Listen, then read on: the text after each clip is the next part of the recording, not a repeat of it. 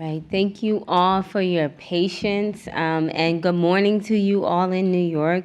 Good evening to everyone in the room. And welcome to our program on leadership, empowerment, and education with Dr. Beverly Daniel Tatum. This event is hosted in collaboration with the Office of Global Inclusion, Diversity, and Strategic Innovation in New York, the NYU Abu Dhabi Institute, and is part of the NYU Women's Lead Initiative. Please be sure to join us later on today in New York, where they will honor Susan Goldberg with the 2023 NYU Global Trailblazer Award for Leadership and Excellence, followed by a fireside conversation with Dr. Lisa Coleman, where they will discuss her path-breaking leadership journey. First celebrated in 1911, International Women's Day has long uplifted a message of women empowerment for the benefit of all. As a university, we are a community of learners who challenge ourselves and each other every day. We challenge ourselves to find answers to the world's most pressing questions. We challenge ourselves to create and innovate. We challenge ourselves to interact with new people and new ideas. And we challenge ourselves to confront our own biases in the pursuit of greater equity. So today, this March 8th, in commemoration of International Women's Day, this year urges us as individuals and organizations to embrace equity through a knowledge-driven and action-oriented ways in order to combat prejudice that continues to permeate our global society. Today, we are so excited to host Dr. Beverly Daniel Tatum, interim president of Mount Holyoke College, and our very own Boshaki Taylor, who is our associate vice chancellor for student affairs. And they, along in a conversation moderated by our Vice Chancellor Mariët Westermann, will discuss the interplay between culture and higher education with a focus on leadership and empowerment. And so I am very, very pleased to turn it over to our very own Mariët Westermann. Thank you. Thank you so much, Fatia Touré, our wonderful leader for our efforts in inclusion, diversity, equity, and belonging. We take these terms extremely seriously. I never say IDBE because I think it's important to name the words, and you are a fantastic leader for us. Happy International Women's Day to everybody. Happy International Women's Day, faculty, students, and staff of NYU Abu Dhabi, of NYU around the world, and also, of course, very much of Mount Holyoke College. I think we have some members of the Mount Holyoke community, which is itself a global community, with us. We're just thrilled that you're here. This is an amazing week in Abu Dhabi. The situation of women is very much on our mind, the opportunities for women, and really the global rise of improvement in opportunities for and life conditions for women. Many women, of course, we all know this, do not have access to all that is needed to live a flourishing life and live a life of purpose and contribution. There are many, many reasons for that I think some of which will come up today. But on balance, you can say that today is, for around the world, probably the best day in history to be born a girl. And I think that's something to celebrate and to think about. My dear friends here, I'm just delighted to be in conversation with both of them. President Tatum, Beverly Tatum, this great scholar, is here because she's part of one of the many events to do with women here this week. We had, and in the past couple of weeks, we had a big summit, a global summit of women. 2 weeks ago, I had the privilege of speaking there. 1,000 women, especially from this community, coming together from many countries. The Forbes 30 under 30, 50 over 50. We'll ask Beverly a little bit about that. She is one of them. I won't tell you in which category she fits. She probably belongs in both. But again, bringing very significant women Just this week, we've seen 2 amazing women leaders on our campus. On Monday, we had Her Royal Highness Princess Lamia bin Majid Saud Al Saud, who is the Secretary General of Al Walid Philanthropies, the most significant philanthropy probably in the whole region. She spent 3 hours with us, with our students. Men are always welcome as well, I want to say that, but we have really seen extraordinary women here this week.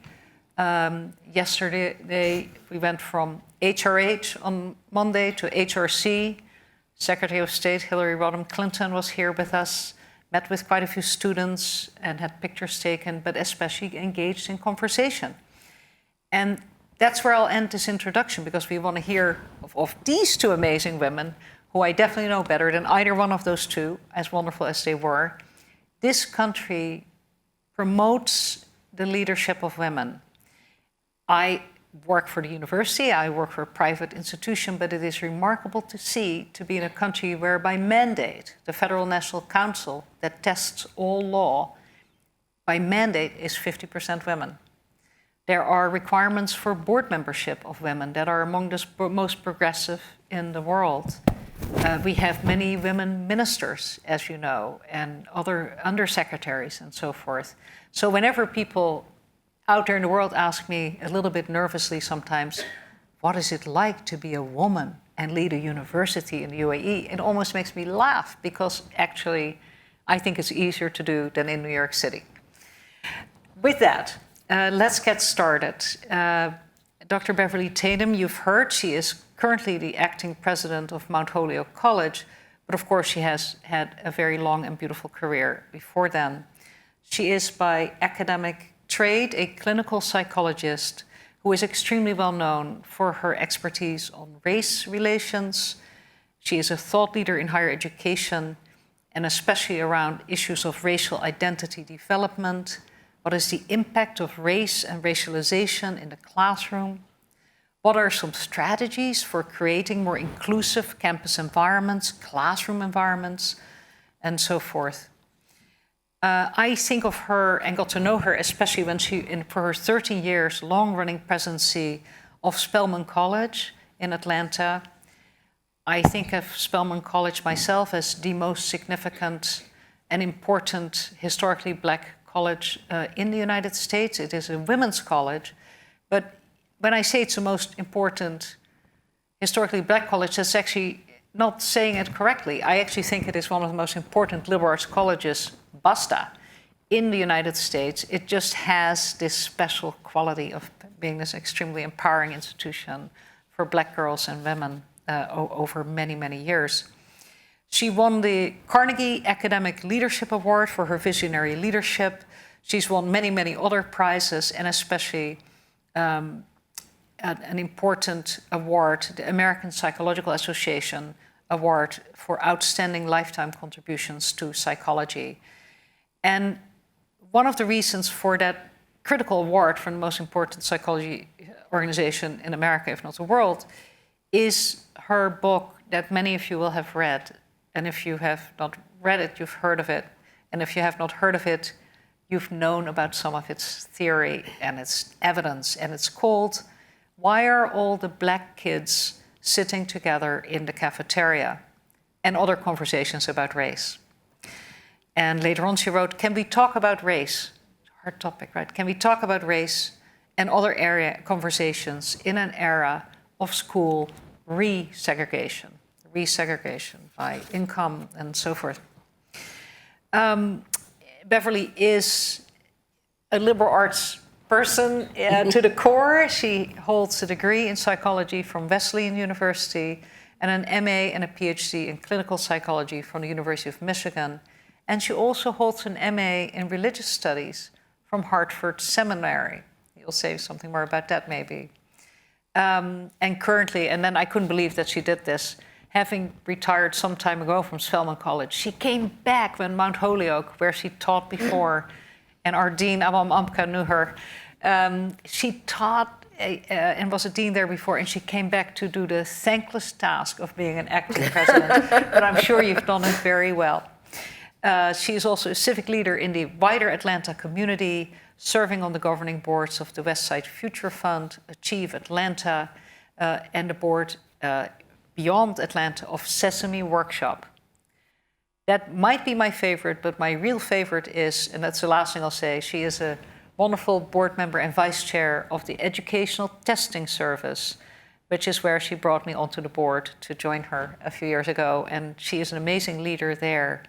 And that may also surprise you, because the Educational Testing Service brings standardized testing, which often can get in the way of the sort of goals for which much of your career has stood as well. So she's a very interesting, nuanced person, as I've just mentioned. And in conversation with her is one of her friends from this part of Massachusetts where Mount Holyoke College is, Boishaki Taylor, who is Associate Vice Chancellor of Student Affairs at NYU Abu Dhabi, and just joined us. It's hard to imagine, you joined us 5 months ago, I think, 6 months ago, but she became very fast a very recognized leader and great friend also in the university. And Boishaki is a native daughter of Calcutta, but her higher education, after she obtained her bachelor's and master's in comparative literature from the Dartmouth University in Kolkata, she went to the United States and obtained a master's degree in women's studies from the University of Northern Iowa and a PhD in sociology from the University of Kentucky. This is just an immense range of experiences, and so she's perfect for Abu Dhabi, you can tell. All roads lead to Abu Dhabi. Prior to joining NYU Abu Dhabi, and this is how she got to know Beverly, she served as the dean of the College of Smith College, which, along with Spelman College, is of course one of the great liberal arts colleges and women's liberal arts colleges in the United States, where Beverly, I believe you served on the board. Yes. And do to this day. No, having now serving as the leader of Mount Holyoke, I can't be on the Smith board. Right. But I was on the search committee that selected Boishaki for that role. Very sorry that we drew her away from there, but it's all good. It's all good. It's all good. What's so wonderful about Boishaki as a leader for student affairs is that she's also a scholar. She, as you heard, she did her PhD in sociology with a special interest in gender. And at Middlebury College, where she was before she went to Smith, she was the dean of students at Middlebury College and vice president for student affairs there. And at Middlebury, she was also an assistant professor in the Department of Gender, Sexuality, and Feminist Studies. And while there, she co-led the Alliance for Inclusive Middlebury. Middlebury went through a lot of challenging moments there in the areas of inclusion and diversity and belonging. And the president charged this committee that she was on to develop a strategic plan for making inclusion a priority for the institution. Prior to her work at Middlebury, she was associate dean at Duke University of Trinity College of Arts and Sciences, where she knew our provost, Arlie Petters. And she was also the program director of Duke Engage Kolkata, a program between Duke and Kolkata, India. So you can see how rich and diverse these perspectives are here on our stage. So let them do all the talking from here on forward, and then we'll hopefully have some time for questions as well. I can't imagine a finer panel, frankly, to have for International Women's Day. So let's start with this question, Beverly, if I may. What do you think are some ways that leaders in higher education are furthering women's rights today? What first comes to my mind is leading by example.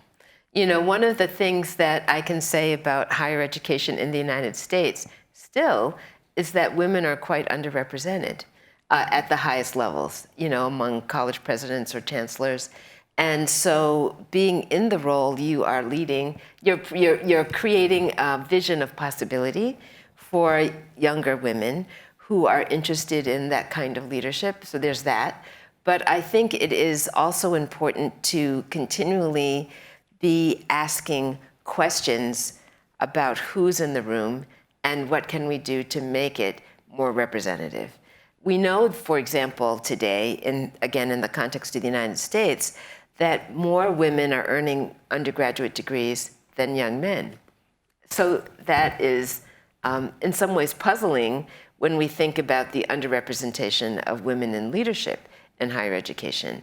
But there has been a real growth, particularly among young women of African descent, but not just, I think about this in the context of my experience at Spelman, but not just in terms of young Black women, but every institution is finding more and more of their students is becoming majority female, and yet the representation on the faculty, among the deans, among the higher administration, still not the case. So I think we have the opportunity and responsibility to try to make our institutional leadership represent the students we're teaching.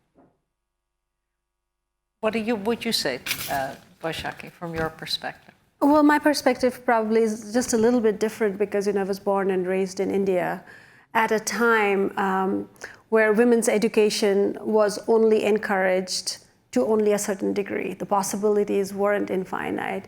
Education was important so you could find a good husband. Mm-hmm.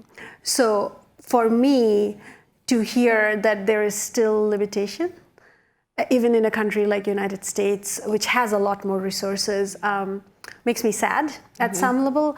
But I think a lot is happening where we really can push the boundaries, both by example, but also really doing that work at a larger structural level. And those structures are different. Coming here, I have newfound respect and appreciation for what it means to be a young nation state. India is an old part of the world, but it's a 75-year-old nation state. So that's where I think we can really be mindful in ways where we can push against the larger structure. So how do we do that as a collective, but also at our individual level? How do we continue to lead by example? So I think the work continues at both levels. And also, I am always struck by the data on where's women overrepresented, right? Civic engagement, volunteer work, where women are overrepresented. But as you mentioned, even for college presidency in the US, women are not. It's like barely under 30%. So where those gaps are, and then how do we move forward some of those numbers in the way we want them to move forward? We've seen, I think it's important to show that that lumpiness of the global distribution of opportunity for women. And on the whole, in the United States, we're probably actually a lot better off than in some places, but it really is variable, as you say. And India had a prime minister quite early as a young state, a woman prime minister, Indira Gandhi. And at the same time, the United States is still waiting. So that is a very interesting lumpiness, I would say. And Beverly, of course, we're seeing a lot of sudden awareness that we need to make progress faster as a country. And it is not up to women to make progress. The men have to be there to do it and give us leave to rise. And so I think your successor is a woman, right? Just announced. Do you want to tell everybody who she is? Yes. So at Mount Holyoke College, we have just announced the incoming president-elect is Danielle Wren-Holley, who is currently serves as the dean of the Howard University Law School. So she is not only, Mount Holyoke has a long tradition of women leaders as presidents, going back not to its beginning, of course from its beginning, but there were some men in between. But a long history of women leadership. But what is very exciting for the campus community is that President-elect Holley is the first African-American permanent president. I, of course, am in the role as interim president, but she will be inaugurated as the 20th president of Mount Holyoke College. That's very exciting. That's very exciting because, of course, we also have Linda Mills, our own president, just announced at NYU, president-elect, first woman. Columbia just announced its first woman president. It's coming. We're coming. Yes. I think it's a good trajectory. But then, of course, just having a woman as a leader doesn't mean necessarily that the world all of a sudden magically gets better, although representation matters. What would you say, what more do you think higher education leaders can do to make education more accessible to women, and especially women from historically underrepresented and marginalized communities, Yes. people who haven't had access? What would you say about that? Well, for me, one of the clear barriers for many students who are underrepresented, not just women, but of course also for women, is accessibility from a financial point of view. Yeah. You know, in the context of the US, attending college is an expensive undertaking, and finding the resources to be able to do that, if you're not coming from a family that is well-resourced, is very, very challenging. And I think, you know, I think about, you know, some of the ways that higher education has been made accessible in European countries, for example, you know, where it's virtually free for you to be able to go. That is certainly not the case in the United States. And it's increasingly being seen, unfortunately, in my view, as a private good that, you know, if you want it, you pay for it, as opposed to really supporting it as a public good. And I think that is something that we need to change. We have to really invest in the next generation. And of course, we want to be sure that women of all backgrounds are able to access it. One of the things that we think about too is, of course, that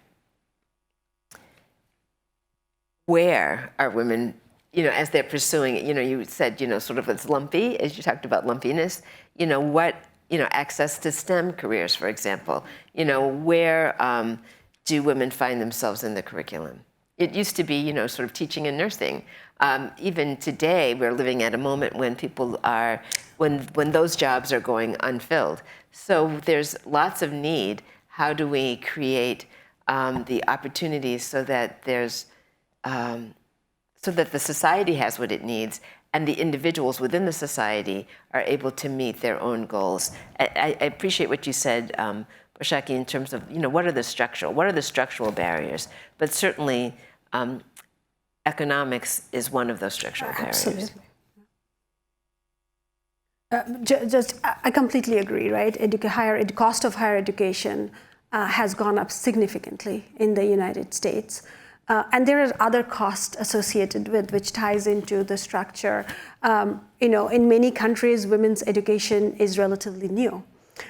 In other places, you know, what I deeply appreciated about being at Smith College is having a space that's for women. Yes. So, you know, we need space for diversity, but we also need affinity space so that we can be ourselves in those diverse spaces.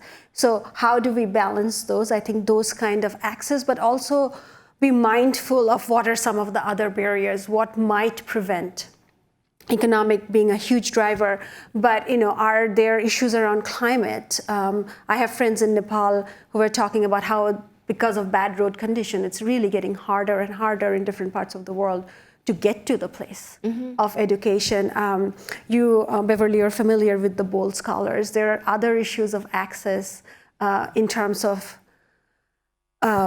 you know, political situation, geospatial challenges. I worked very closely with this school called SOLA, School of Leadership in Afghanistan, where we had a State Department grant. So the SOLA would send 10 or so, 15 of their students to India, and I would take students from Middlebury College. Because education for women continues to just be impossible, not just Yes. any barrier, it's just not available at all. So how do we continue to create those spaces? And again, to travel to India, we were very fortunate. We had a State Department grant. So some of them are also goes hand in hand. Yes. And I think that's where we all need to be mindful that access also is not just one thing, and sometimes we have to work together to create that. Mm-hmm. One of the things that was implied in your question, Mariët, too, is, you know, how do we build allies? Right. You know, that this is a concern for women, but not just for women.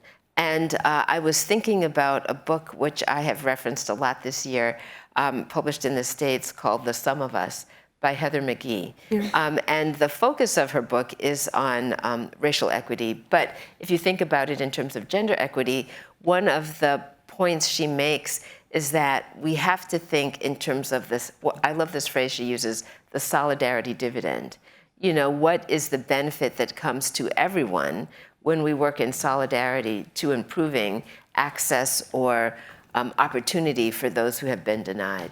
Because in fact, it does benefit everyone. We are often taught to think, it's sort of a zero-sum game. That's a paradigm that, if women are advancing, then that means men are losing. But in fact, it is more likely that as one group advances, everyone benefits. Yeah.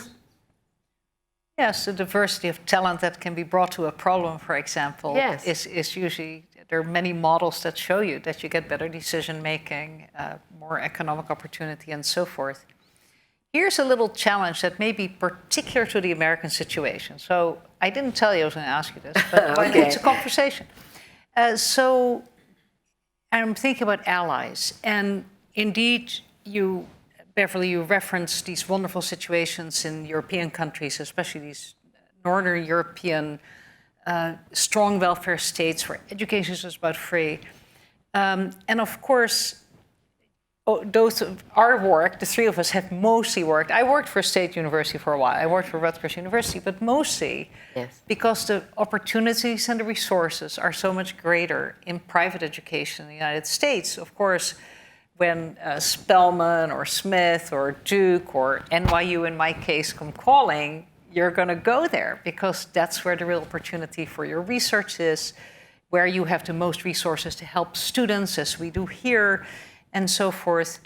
How can we as leaders in higher education also help with that broader goal of access, which is really to make sure that education doesn't become a totally private good, which frankly it's also becoming in other parts of the world more and more. Mm-hmm. How do you think, what is our role as higher education leaders in private institutions to help strengthen the public sector? There are a number of ways that instantly pop into my mind. And as you said, you didn't tell me you were going to ask this question, but what comes to mind is I think about, for example, a program at Mount Holyoke, which took place this past weekend, focusing on women in public policy. So to the extent that we are, as institutions, are pipelines for leaders who are moving into the public policy space, who are taking up those roles and are interested in doing so, we are strengthening the public square in that sense. But I also think about the role that institutions play in their communities. This was certainly something we thought about at Spelman in terms of what it means to be an anchor institution, to work with the local schools, to help strengthen access to education, pre-K through 12, before entering the university, college or university system, thinking about what it means to be a source of economic development for a community. Thinking about in the South Hadley context, which is a small rural community for those who don't know in Western Massachusetts, a major employer, and what does it mean to have partnerships with the town gown relationships to build the economic engine of a community in a place where you are really one of the biggest employers. What does that mean in terms of how we think about our use of space and how we can connect? And then with the neighboring communities, I think about Holyoke, the city of Holyoke, which is a small city but an under-invested city where there's a lot of opportunity to connect, and a very large Puerto Rican population in the city, an immigrant city. What does it mean to try to connect and build bridges from what might be seen as kind of an insulated small town to a more urban area? All of these things are things that help convey the public benefit of an educational institution in your midst. That's a beautiful way to think about it. And I think in many ways how we hear, Boshaki and I talk about this a lot, but how we engage in our community. In some ways, NYU always has said, NYU is a private university in the public service, And I think it may be even truer here, actually, because we are, in a way, operating like a public institution here. So that's a wonderful answer.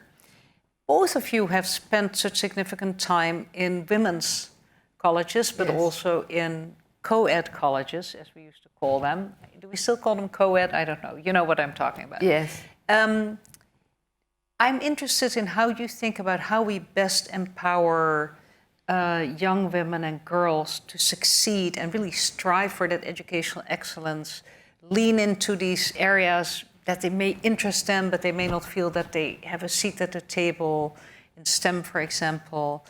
Boishaki, what would you say about that? Well, I would say, many of the things I would consider best practices, I am actually learning from our students. We have we have so many incredible SIGs. SIGs are our student identity groups. For example, Sarah reminded me today, like WeSTEM does this peer-to-peer mentoring with local high school, right? So I feel like one of the way we need to also do this is not just thinking about, how I would do it, because for someone in my demographic, going into a classroom could easily become very preachy or teaching, versus if they see somebody who is in their proximity of age and other interests doing that, that makes a huge difference. And then also leveraging, Mariët already knows about this, right? Our community outreach office organized a mangrove planting.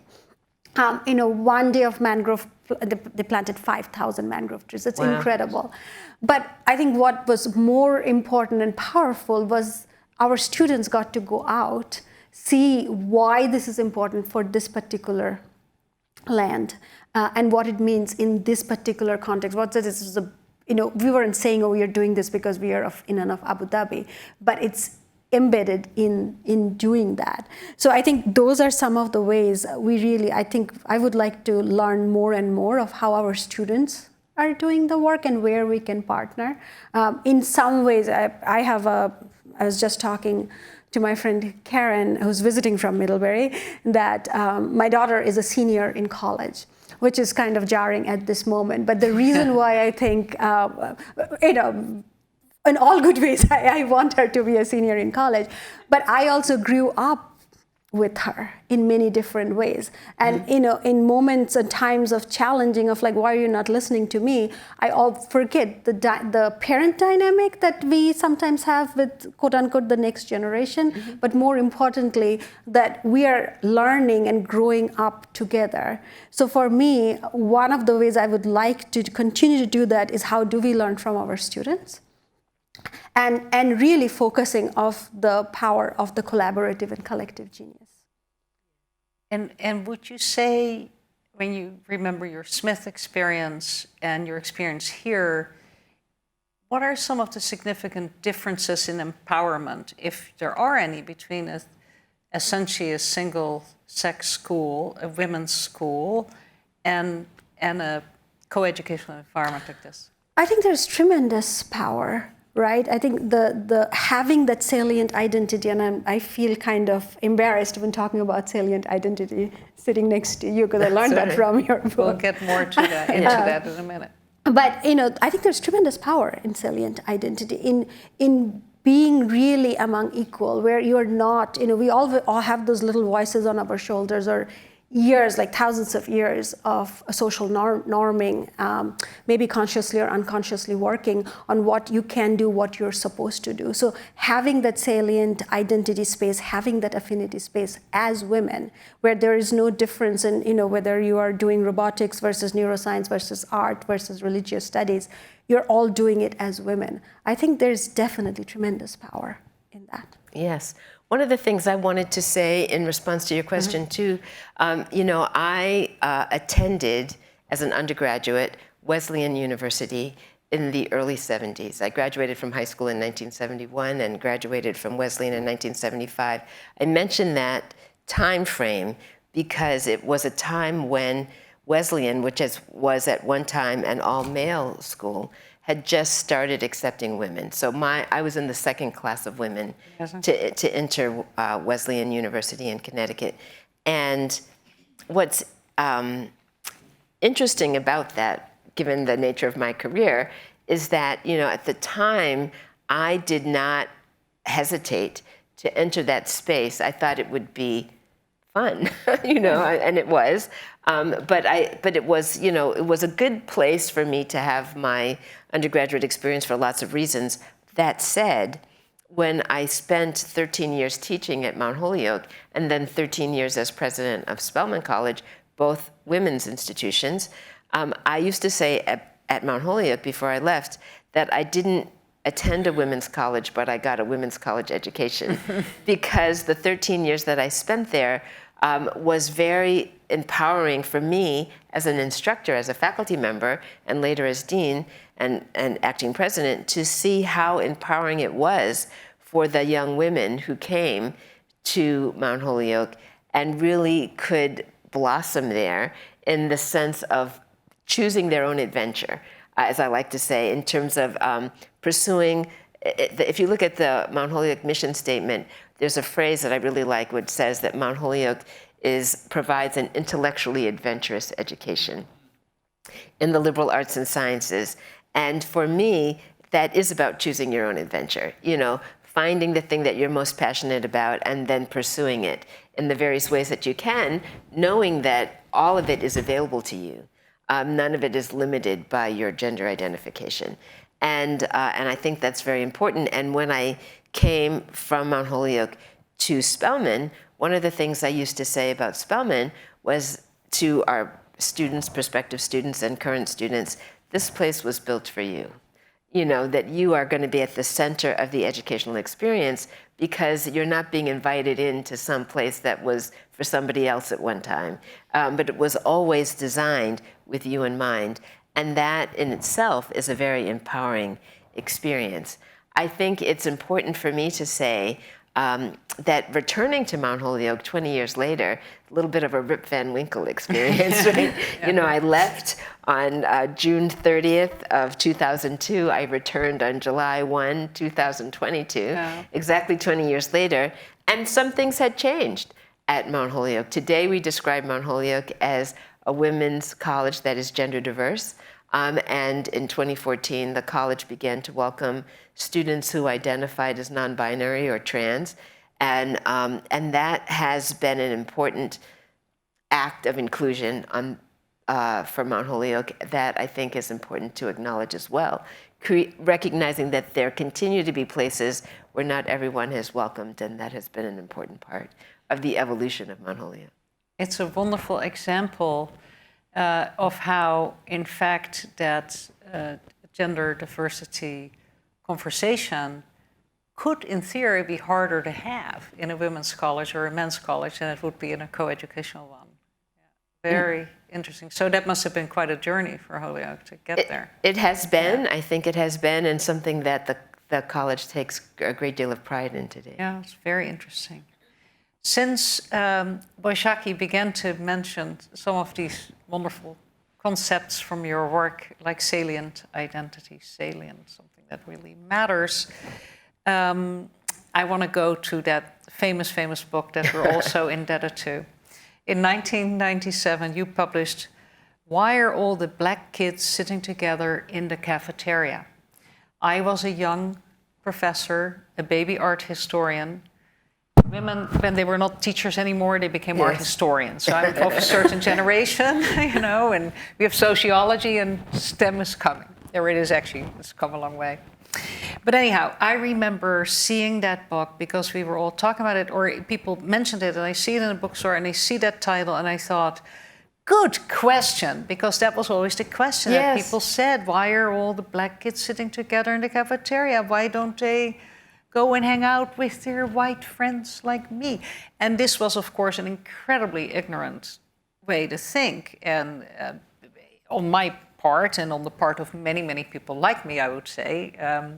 So I found it fascinating and read the book. It was a shocking title to many because it is such a negative trope that was often used against black students and kind of indicating that they didn't really belong because they weren't really supposed to belong.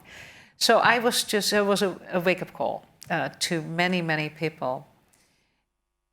Take us back to that time, please. Why did you write that book? That is a great question. I'm so glad you asked me, because it is something that was, so let me just start by saying I started teaching a course about racism very early in my career, somewhat accidentally, if I might say. I was, as you mentioned, pursuing a clinical psychology, a PhD in clinical psychology, and along the way, as a graduate student still working on my dissertation, I was invited to teach a class titled Group Exploration of Racism. I did that first course at the University of California, Santa Barbara. I was there as a trailing spouse. I was, ABD from the University of Michigan, meaning all but dissertation. I was working on my dissertation. My husband, newly married, had a job at UC Santa Barbara, and so I was there. And while I was there, I was asked to teach a course as a part-time lecturer. And this course really changed my life, because as I taught it to 26 years old, teaching it to undergrads, at the end of the semester, my students wrote on their evaluations things like, "This course changed my life. Everyone should be required to take this course. Why did I have to wait until I was a senior to have meaningful conversations about race?" And it really triggered me to start thinking about, why don't we talk about these things? Why is it that, so many of my students are saying, we never had these conversations in high school or at home or, prior to getting in this class at this university? And I made a decision then that rather than pursue my original plan to be a therapist, I should be a professor. And that's what I decided to do. And when I got my first teaching job as a tenure-track professor in psychology, in my interview, I was asked, well, if you come here, what would you like to teach besides the things we're hiring you to teach, like theories of personality and child development, et cetera? And I said, well, actually, I would like to teach a course on the psychology of racism. And the person who was the chair of the department said, okay, if you want to. And so that's what I did. Yeah. That's how it happened. So fast forward, I am at Mount Holyoke, and I am teaching this course, Psychology of Racism. It's become kind of a signature course for me. And my students were always talking about this problem of not having had these conversations at an earlier time. And so I started doing workshops for teachers and school administrators on how to have conversations about racism in classrooms at the high school level. And so I was being invited to a lot of schools to give these talks. And I was doing one of those when, and always, these were typically racially mixed schools in the Northeast or the Midwest, but generally in places where school desegregation was voluntary more than mandated, because it hadn't been jury segregation like it was in the South during the days of Jim Crow. So you'd walk into these schools where maybe there was a voluntary desegregation program like the kind they had in the Boston area or someplace like that, where there was some effort to bring students of color into the community, and yet the principal or the teacher or someone would say, why are all the black kids sitting together in the cafeteria? And it was such a common question that I was being asked, I decided, I need to answer this question and others in the context of understanding how racism operates in our society.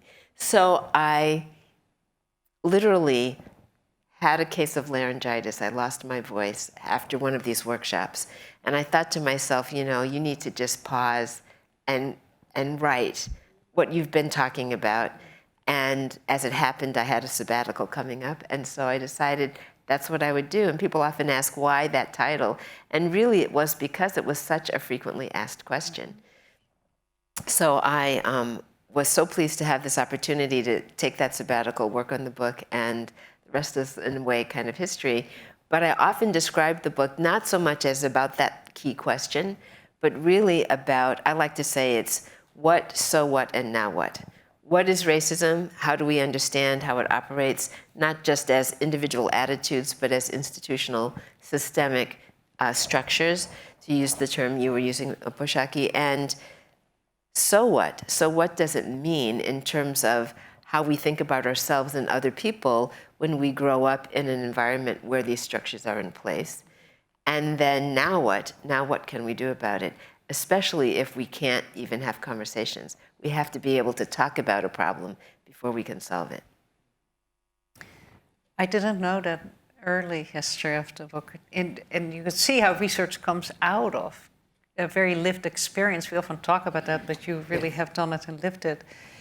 One thing I take away from my memory of reading the book, I didn't reread it for this conversation, but I think I got a strong sense of it, that when you bond with members of your own salient community,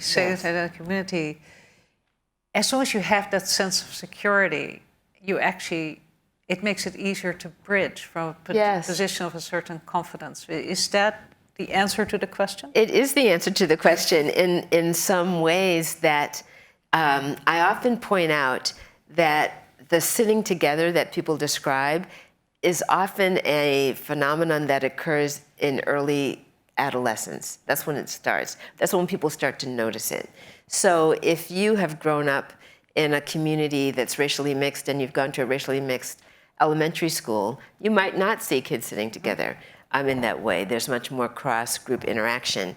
But by the time those young people are hitting puberty, middle school, high school, you start to see that kind of separation. And so people will often ask, well, why? You know, Jamal wasn't sitting in that group last year. Why is he this year? You know, why is Shanisha doing that this year? It wasn't last year. And so I often talk about it as an exploration of identity. You know, if I am coming of age, as you know, we all do in adolescence, asking the question of who am I? Where do I fit? What's my future? You know, who should I be?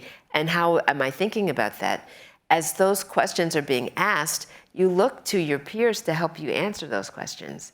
And the peers you want to connect with are the peers who are having similar experiences to you. And so it's naturally that you would be drawn to, in the context of a race-conscious society, to those who are being labeled and perceived and stereotyped and having experiences similar to your own. But it is also the case that when we provide opportunities to affirm those identities through SIGs, as you use that term, through affinity groups, when students have that opportunity, particularly at the college level, when they've achieved some sense of identity that they're actively exploring and are able to do that in positive and supported ways, it does empower them to move beyond those groupings. There is research to that effect that shows that students who have that kind of anchor experience are much more likely to be involved in cross-group interaction as well. It's a beautiful answer and very relevant, I think, to our campus here. Yes. Boishaki has learned very, very fast just all the wonders and challenges that come with a truly diverse campus. There's just an extremely diverse baseline here. We don't have to fight to get it. We have to fight to make better use of it. Yes. So you want to talk a little bit, Boishaki, about what we see. We see a certain amount of self-segregation, temporary often, on our campus. And what would you say is the best approach to help students, or faculty and staff for that matter, kind of reap the benefits of that, but also be able to move beyond it? I think for students, you know, I can start with the personal. For me, the transformative moment of my life was moving to the United States as an international student. So I'm going to date myself. This is pre-internet, so I didn't know much of what to expect when I landed in the United States. My very ignorant worldview was all of USA is New York City or maybe Las Vegas. And Iowa was nothing even close. And, you know, I stayed together with the international student. That was like my salient identity. That was my transformative moment. I grew up, you know, seeing myself as an Indian person, did not understand center margin dynamic, and that was the first time I suddenly realized what it means to be on the margin. Here, we have so many students coming. I think it's really important for us as a whole community to understand how those feelings matters. In the sense where someone coming here, we might believe we are very diverse, but for that person, if this is their first time away from home in such a diverse group, they might feel that they are on the margin. So my hope, when you mention staff, faculty, colleagues, students, I would really want us to practice, to quote Isabel Wilkerson, radical empathy. Not just to acknowledge that there is difference, but acknowledge that in some way I don't understand the pain points. I don't understand what the lived experiences are. So how do we get to that point? What do we have to do to really give up what, I remember reading in Alan de Botton's book, The School of Life, I guess it's in Greek, it's akrasia, that our habit of not listening to what we should listen to and not acting upon what is right. So how do we do that? And this is to your question, Mariët. I think because we have this incredible diversity and rituals and traditions that every member brings here, that we actively pay attention to this, learn from the wisdom of art and beauty, the power of traditions that all these different groups are bringing here, and then also engage in deep self-reflection to utilize that. And I think we have to do that actively as we welcome students and then walk with them across.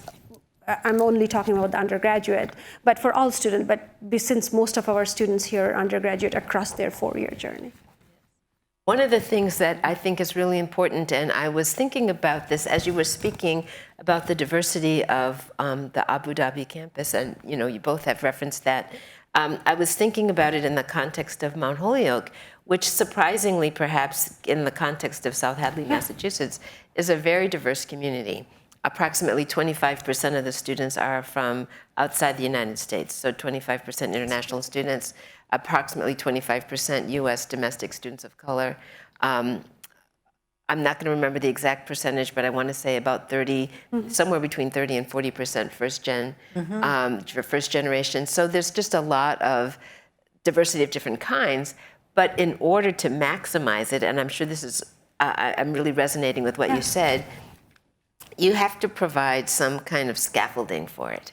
That the, you can bring students together from lots of different places, and that doesn't necessarily mean they're going to engage meaningfully. Right. And so in order to create that meaningful engagement where people are genuinely listening, practicing that radical empathy, I think about something that Martin Luther King said in his last book, Where Do We Go From Here, Chaos or Community?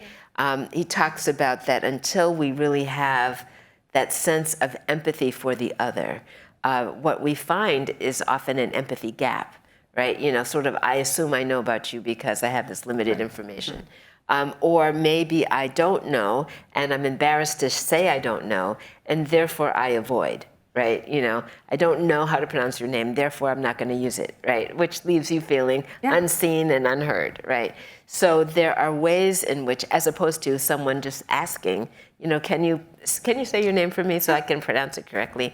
And then taking the opportunity to learn and grow from that small but important exchange. So one of the things that happened in my return to Mount Holyoke in the summer was I discovered that there was still an intergroup dialogue program, which is actually something I started when I was there the first time, and back in the early 2000s before I left for Spelman. But over the years, the program had kind of waned and then had been re-energized by our Dean of Students, Dr. Marcella Rennell Hall, who came to Mount Holyoke from NYU, where the intergroup dialogue program had been in place. So I was very delighted to see that there was an intergroup dialogue program on the campus, but it really felt it needed to grow. And we had the wonderful opportunity to bring, as a visiting scholar, Dr. Christy Ford, who specializes in intergroup dialogue and had really built out the intergroup dialogue program at an undergraduate liberal arts institution, Skidmore College. And she spent the year with us, and I'm pleased to say that she will be continuing as a tenured member of the faculty at Mount Holyoke to continue to build the intergroup dialogue program. But one of the things that's signature about intergroup dialogue is the learning to listen, right? You know, to listen actively to someone whose perspective may be different from your own, one that might even be opposite yours, you know, maybe in conflict with yours. But the learning to listen very carefully to that other person's point of view before assuming you know what it is, and then engaging in mutually respectful conversation about hard topics leads to a real deepening of understanding in a way that colleges and universities are really best poised to do, because there are very few places where young people have that opportunity to engage across so many lines of difference. You know, typically neighborhoods across the world are separated by something, you know, whether that's ethnicity or race or class or, you know, all kinds of separations. But when you come into a university like this one, or a college like Mount Holyoke, or even a place like Spelman, people assume Spelman is a homogeneous community because it's a historically black college, but in fact there's a great deal of diversity there too. Not always visible to the eye, but in terms of people's histories and experiences. And so all of this is to say that if we don't take full advantage of the opportunity to build that capacity for cross-group dialogue in the years that students are in higher education, it's a really lost opportunity because it's not likely to happen again in the same way. This is such a great conversation. I'm going to ask you one quick last question before going to the community here to see what they might want to say or ask. Now, you've said that good leaders know that you cannot solve a problem without talking about it. It's also the hardest thing. Yes. And you've just given a good example of that radical empathy involving listening and holding back and not speaking right away. But if there's one or two sorts of things you could say, the best way to have those difficult conversations, especially when they make people uncomfortable, and it's so hard to come up with that radical empathy because you're just so nervous to start. Yes. What are some of the tricks of the trade you can tell us so we can make most of that opportunity that you've just sketched so beautifully for us? The first thing I would say is name the problem, right? I mean, to just name it, to say, this is a hard conversation. Many people are uncomfortable. You know, if you are sitting there thinking about, oh no, am I going to embarrass myself? Will I say something wrong? You know, what will I do? Let's just acknowledge that many people are feeling that way, right? Let's just name that problem. But then I think it's important to acknowledge that we're all here to learn, right? I have a colleague who says there is a teacher and a learner in every seat. You know, it's not just that you're here to learn from someone else. You have something to teach in terms of your experience. Everybody has something to share, and we are all going to make mistakes. We should just acknowledge right at the beginning that, do you think you'll put your foot in it? Yes, you will.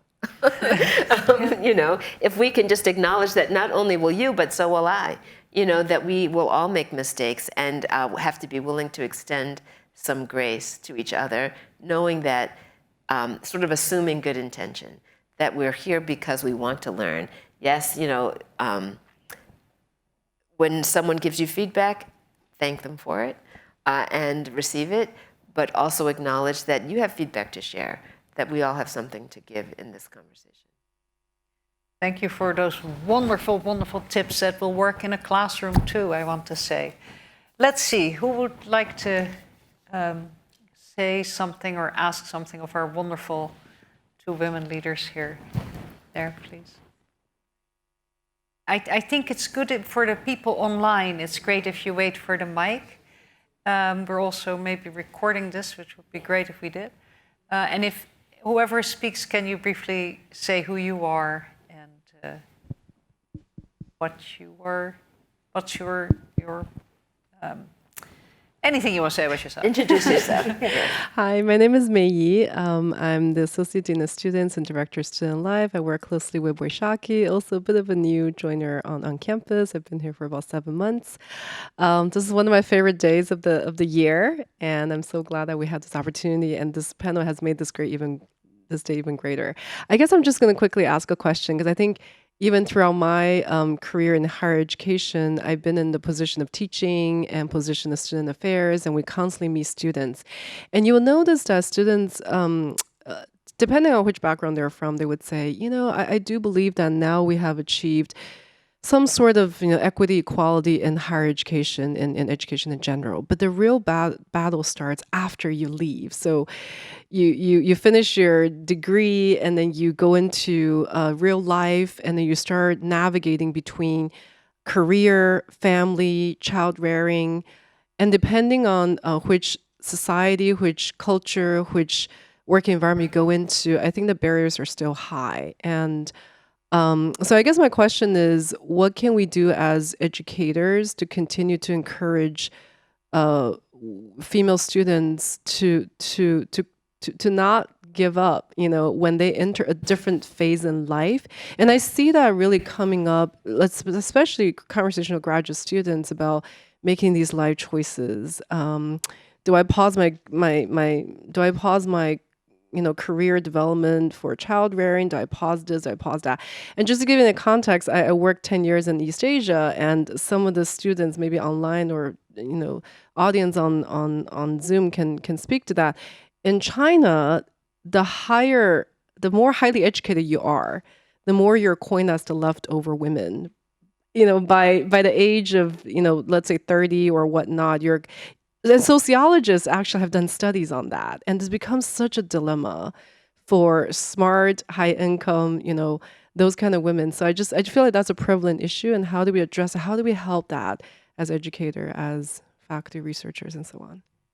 One of the things I thought of as you were asking your question is the important role of our graduates, our alums, right, for being role models for the students who come after them.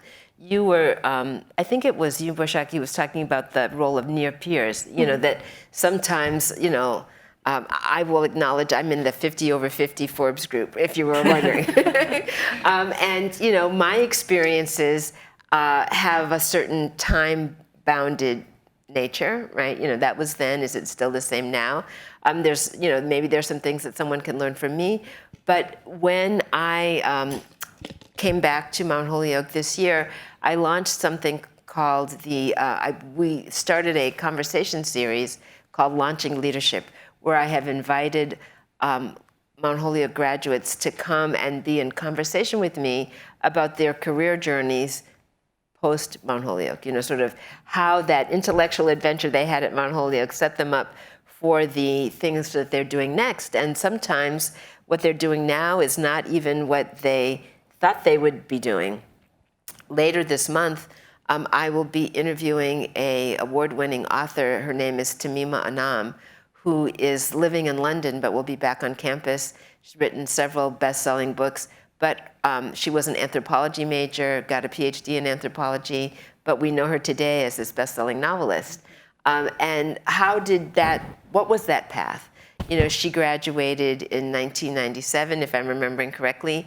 And so I know that there will be students in the audience who will want to know, how did she navigate that? She is a mother with 2 young children, married to a startup tech husband in London. And that question of, and how did those kids fit in the story? And how did you write 4 books with 2 young children? All of that those are reasonable questions for someone to ask. But I find that being able to learn from someone who's just a little bit ahead of you in terms of their life path can be really very powerful. We have a few questions from our Zoom audience. Okay, go ahead. So one of the questions was, in light of the Supreme Court hearing cases about diversity and affirmative action in higher education, how do we ensure underrepresented students get access and set on a path to succeed if colleges must change the way they admit an incoming class? Well, I think, of course, we fully expect that what we think of as affirmative action today is likely to be changed in some dramatic ways by the Supreme Court's decision, though we don't know what it is yet, so obviously we have to wait and find out. But that said, there are best practices that are already in place at a lot of institutions that are looking at what is often referred to as holistic admission review, so that it's not just about a number on a test, but it's about what experiences, competencies that a student is bringing into a learning environment that you are trying to assess. When an admissions counselor is trying to decide who to admit, they're trying to understand who is this student, what do they know, what can they do, and how will they be able to be successful at this institution. And I think too often we talk about admissions, and this, I think, Supreme Court cases speaking to this. We often talk about admissions as though we're lining students up. This one's first, this one's next, and based on some arbitrary set of criteria. But if we understand that and if you think about admissions in that way, there will be people who will say those at the top of the list are the ones who should get in, and those who are not at the top of the list should not be passing over those who are at the top. But that's not how the world works, or in my mind, how I think about admissions. Now, the Supreme Court might say, you won't even be able to, I'm making this up, but let's say the Supreme Court says you can't even collect data about someone's racial group membership. How will you know what their life experience is if you can't collect that information? Well, maybe you will have information that the student will provide voluntarily. Maybe the Supreme Court will say, you can't, I'm making this up. Maybe the Supreme Court will say, you can't even use anything that hints at what someone's racial group or ethnic background is as you're trying to put together a diverse class. It would be very hard to completely eliminate all indicators. I mean, in a society like the United States, someone's street address is going to give you some indication of what their race and ethnicity and class background is, because our neighborhoods are so segregated by those dimensions. So there's a lot to think about, and a lot of people are looking at from a legal point of view, but I think it is important to say that when we think about how we approach our understanding of what a rich learning environment is, there is a solidarity dividend in finding ways to ensure that we continue to have diverse groups of students represented in our classrooms, because that is the best learning environment for everyone. Beautifully said. Let's have another one from the Zoom, and then we'll go back to the room for a second. Yeah, so another question from our Zoom audience is, how do we get more students of color and women invested in education to enter college administration?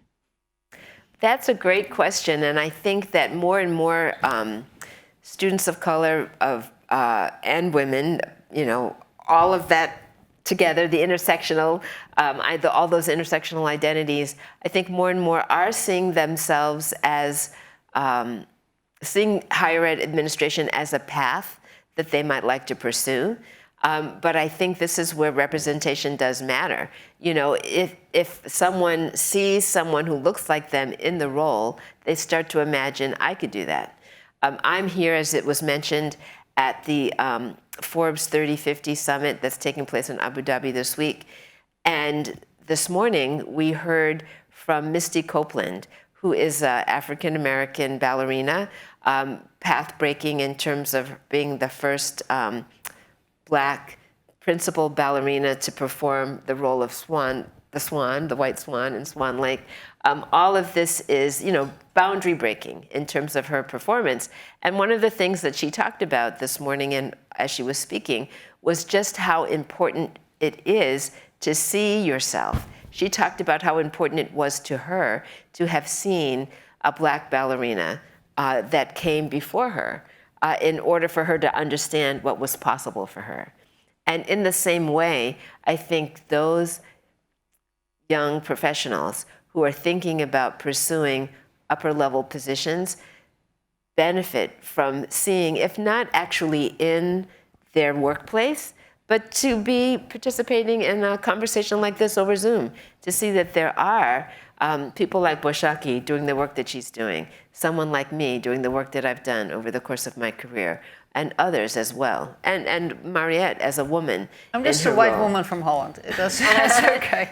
And that's important to those white women from Holland who want to know, is it possible? Yes, it is possible. And I do want to add the other thing. I think we have a responsibility who have a senior administrative role in higher education is we need to make time. Yes. We really, when we say, oh, let's get coffee or something, let's make sure we make the time to have those conversations. In my experience is that we need to keep opening need to slide the door open multiple times. It's not going to be just one time. And I was listening to a book on tape recently that talked about we don't rise to the level of our goal, but we fall to the system we have in place. I'm paraphrasing. It's really true that we need to have that support of how do we build each other up. What's that system we have? I can set a goal, I want to be X, but if I don't see myself in X, yes. If X doesn't tell me how to do that, I'm not going to be there. So I think we have a responsibility to make that time. I saw you've been very patient. We'll go to you and then here in the front as well. Is that Tatiana sitting there? Hi, Howard. Hello, thank you so much for the presentation. I think this whole topic of leadership, empowerment, education is very, very close to my heart. And especially like the fourth component which exists for me is entrepreneurship. And just a small anecdote, a few days ago I was at a conference and that conference was for entrepreneurship. And I was the only girl in the room. And I was wondering about what men think about the idea of leadership and empowerment. And I go and ask them, I said, why do you think we have a few women in top positions in entrepreneurship? And his answer was, oh, it's because only a few women can make it to the top. And he thought that it's a good thing because then it means that only the ones who are very, very strong will make it. And I was like, oh my God, how can you get this argument and turn it your way and say that, oh, it's good that we have few because now only the strongest one can do it, Yeah. And then coming from Tajikistan, it's a Central Asian country, the idea of man dominance in society, from religion, from culture, there are so many factors which tell girls that, hey, be silent because men are there to talk for you. So what do you think what we as girls should do when they use the argument of, oh, the strong ones can do it, or the argument of religion or culture? How do we show that we also can be leaders in a world where everyone says, be silent? Well, I think you're doing it right now, as in you took the mic and asked your question, right? Yeah. I mean, you didn't say, well, only men should speak here. You spoke up, right? You obviously made your way to NYU Abu Dhabi and you are speaking up and you were at that conference asking that question. And I think every time you are in the room asking the question, posing, or answering the question, speaking up, the door opens a little wider for the next person, right? So it's a process. It's, what we were talking about this at the Forbes Summit earlier today, and former Secretary of State Hillary Rodham Clinton was speaking, and I understand that she was here recently. And one of the things, she made reference to, I think it was the UN report that said something like, 250 years before we get to full equity at the current pace. It's a slow process. And Martin Luther King once said that the universe bends toward justice, the arc of the universe bends toward justice, but it bends slowly. So what can we do? That's my question always. What can we do to bend that arc a little faster? And I think each of us taking the responsibility to ask the question, to open the door, to mentor someone else, to challenge the policy, to, I didn't know, and I'm glad to hear the policy in UAE about, women's participation. Yeah. Percentage-wise, they thought the arc was bending too slowly.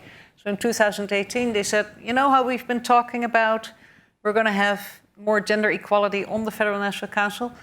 You people haven't been doing it fast enough. From now on, it's 50-50. And there you go. I mean, and it can happen very quickly when the policies and practices are put in to support it. But that took some leadership on the part. Leadership of the president. Yes. Yeah. And so that is a great example. I think it's a great example of what can happen with leadership. And a great example of male allyship. Yeah. Yes. There, I believe we have several men in the room with us. I think they have been listening very attentively, which I think is important. And that engagement, that cross-identity engagement, of course, also seems very important.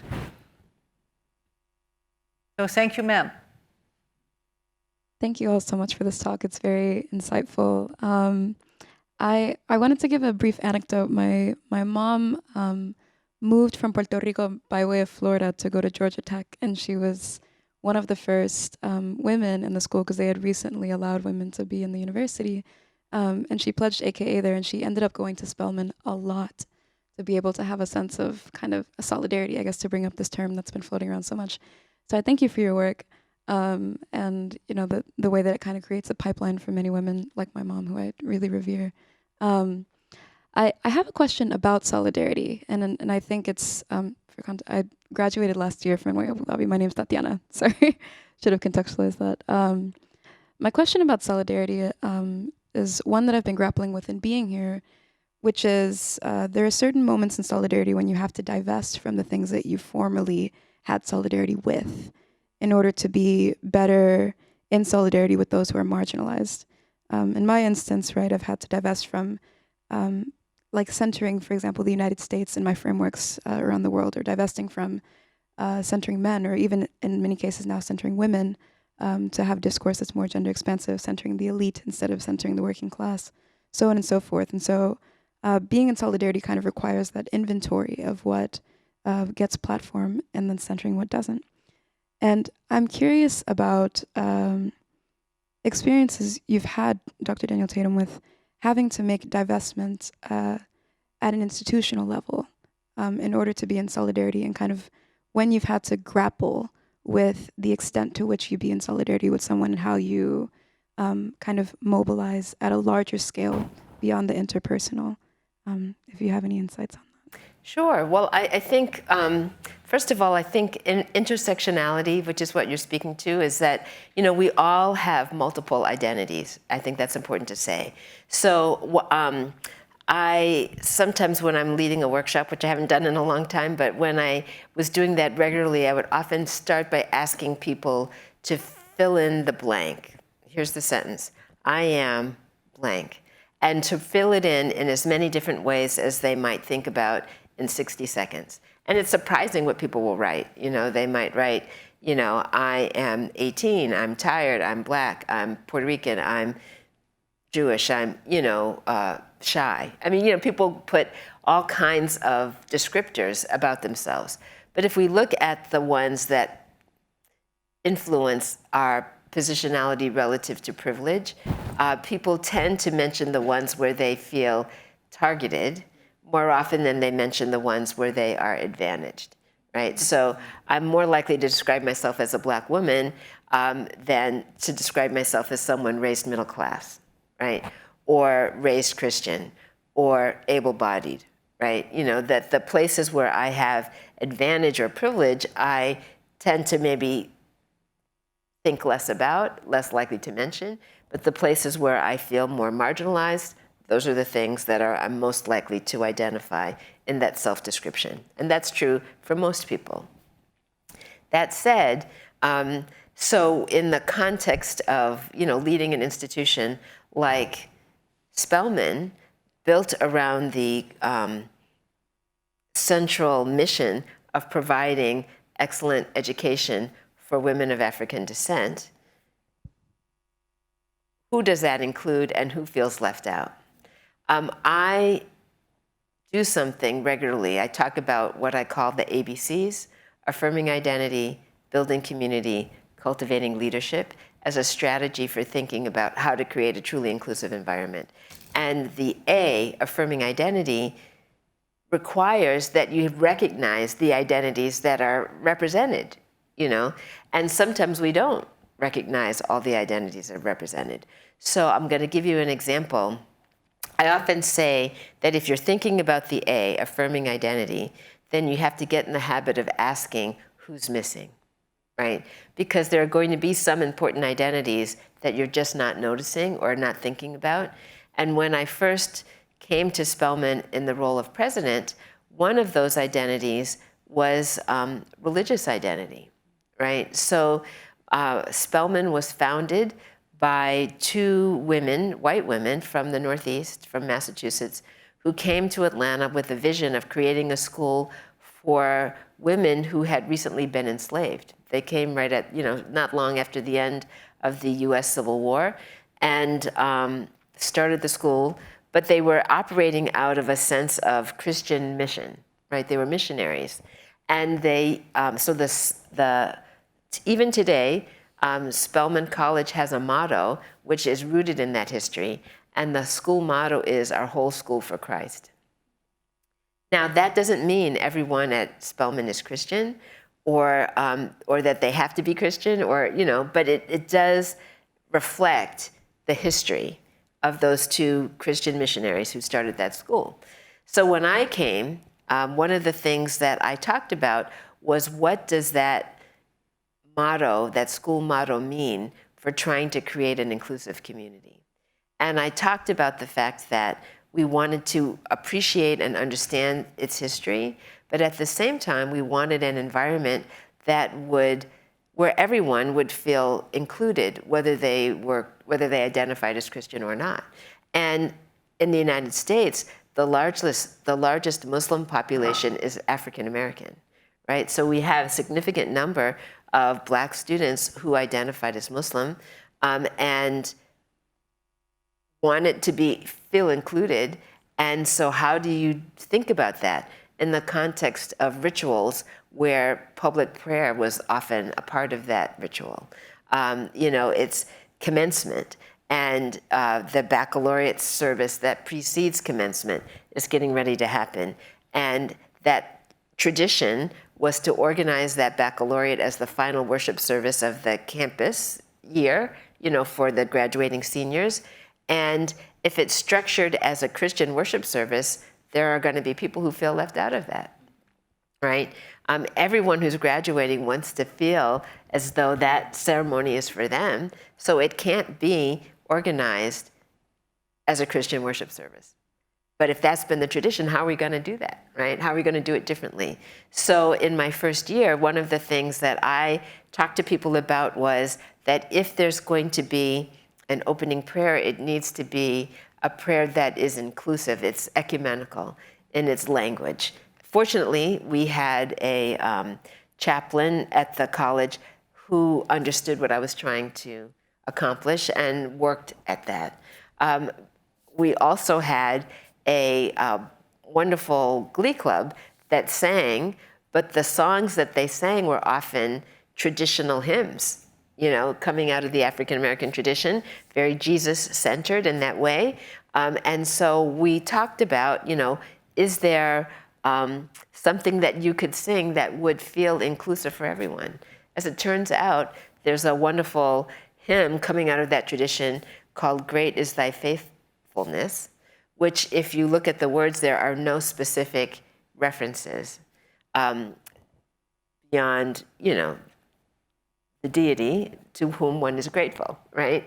And so that's a song that works for everybody if you have at least some faith tradition. Now, if you're an atheist, maybe it doesn't work for you. But and so we tried to think about that. Not everybody has a faith tradition. But so these are the kinds of questions, if there's going to be a reading from the Hebrew scriptures and a reading from what is referred to as the New Testament, then maybe there also needs to be a reading from the Quran, which we had. But the first time I did that, I got letters from people who said, "What are you doing?" Only letters? Only letters. I can imagine you're bored in the town. Only letters. Goodness, yeah. But if you help people understand the importance of being seen, what does it mean to feel seen, heard, and understood, and to ask the question, who's missing, and help people do the A, it improves your ability to do the B, which is build community. And to the extent that we're able to model that and explain why it's so important, it also allows for the C, cultivating the next generation of leadership. Well, that was just, we're not allowed to say it anymore. I was going to say masterclass. That was just wonderful, just example of who you are. Such a powerful anecdote that really just brings a beautiful wrap, I think, to this conversation. I don't think we can do any better than your answer to this question, which is also extremely resonant in our community of, yes, along with 115 languages, we probably have 75 religions. So we have no chaplains and we don't, yes, have these requirements, but we do have an Abrahamic family house that you visited, yes, yes, that has opened, and I already look forward to having you back and help us think there about the kind of program we can do together with Boishaki and the community here. Thank you so much, both of you, Boishaki and Beverly, for this beautiful conversation. Thank you all on the Zoom call and in this community for sharing this beautiful conversation on International Women's Day. Thank you all. Thank you. Thank you so much for having us. It's such a delight. Thank you.